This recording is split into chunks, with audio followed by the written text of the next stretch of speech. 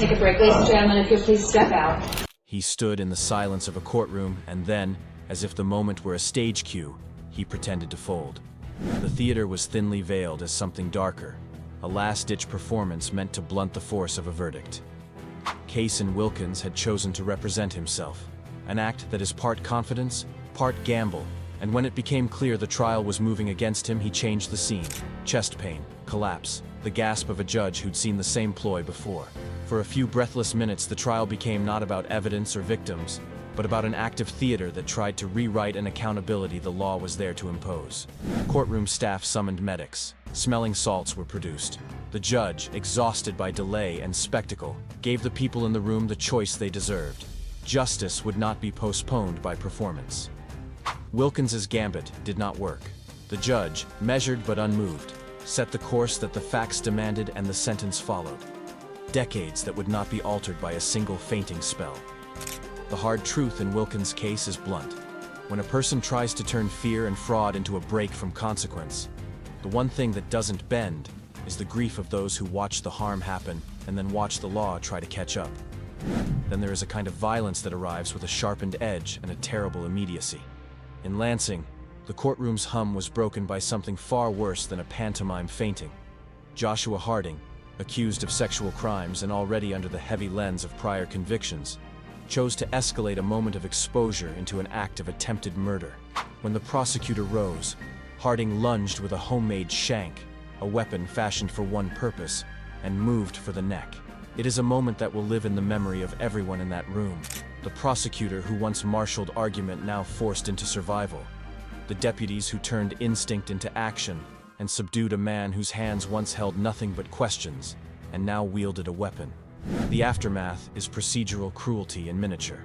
Additional charges, more custody, and a sentence that stacked years on years, so the man's capacity to harm again is made correspondingly smaller. But sentencing is not only arithmetic, it is a ledger of trust. When a defendant turns his trial into an attempted homicide, the court's role, to protect the public and to weigh consequences, sharply intensifies. Harding's conviction and the punishments that followed were the justice system asserting its duty.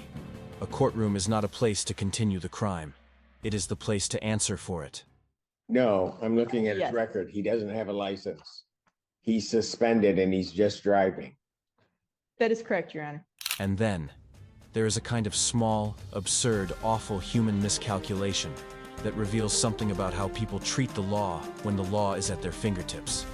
The man who joined his virtual hearing while driving, Corey Harris, gave the court a live demonstration of what it looks like to be on the wrong side of technology and common sense at once. He logged in hurriedly, and then, in the middle of his own case, carried on a separate crime, driving while his license was suspended. The judge watched, incredulous. The defense scrambled for explanations. The assistant public defender could only watch as her client confessed to breaking the law in real time. It's almost comic, a modern-day cautionary tale about how being connected doesn't mean being wise, but the consequences were real. The judge revoked bond and ordered a return to custody because the moment on screen proved exactly what the court feared. The episode is a short, sharp lesson. Transparency revealed the truth faster than excuses could be invented. The public saw the misstep unfold live. The court responded with the gravity the record demanded. Across these three stories, you can feel the same current at work. A current that moves from dishonesty to violence to simple recklessness, and always lands on the same bank. Cason Wilkins tried to turn a courtroom into a stage and failed. Joshua Harding weaponized the moment, turning adjudication into assault. Corey Harris thought the virtual line was a place to bend rules, and found instead that the camera tightens them. Each incident is its own fragment of human error and intent, but together they create an anatomy of how people test institutions that exist precisely to restrain them. Listen to what the victims, the court staff, and the judges say in the wake of these moments. They don't speak only of punishment. They speak of prevention, of a system trying to make a community safer by removing those who jeopardize it. When a judge refuses to be distracted by a fainting fit, he is protecting not only a timetable, but the dignity of a process that belongs to everyone in the room. When deputies tackle a man bearing a shank, they save the life of an advocate who had spent a career invoking the law. When a virtual hearing exposes a suspect driving without a license, the record becomes a public accountability that cannot be later denied. There is also an unremarked, quieter cost in each case: the erosion of trust. Courtrooms are supposed to be places where truth is produced and truth is tested. When defendants act out, when violence flares, when technology becomes a live witness to foolishness, the public's faith in the process frays. For every person who reads the docket and thinks of justice, there are families and co-workers and court employees who pick up the pieces afterward, who have to answer questions at dinner tables, to explain why the system sometimes feels slow and why at other times it must be relentless. So what should we take from these three small but telling courtroom dramas? That justice is, stubbornly, a public act. It resists performance.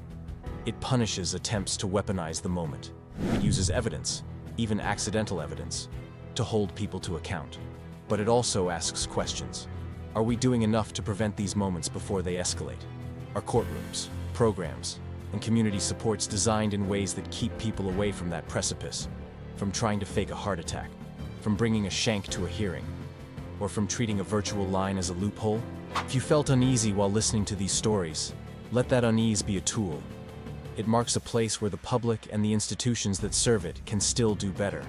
In the end, courts can only adjudicate what people bring them. They cannot fix every underlying harm. Yet in these rooms, under the hum of fluorescence, beneath the solemn gavel, the law still matters. It still names harm, measures it, and keeps the public record. That record is not consolation. It is at least a promise that the moment someone crosses the line, the community will know what happened, why it happened, and what the consequences will be. If you follow courtroom stories, you know how quickly a day can change. A defendant who arrived to answer to charges can leave in handcuffs for more than he bargained for, or with sentences stacked on top of sentences, or with a reputation beyond repair. These three cases, Kyson Wilkins's theatrics, Joshua Harding's violence, Corey Harris's live confession, ask us to look up from the headlines and notice what the processes of justice do best. They turn spectacle into record, confusion into ruling, and harm into a public ledger. That ledger endures. It is how a community remembers not to repeat the mistakes that once filled its courtrooms.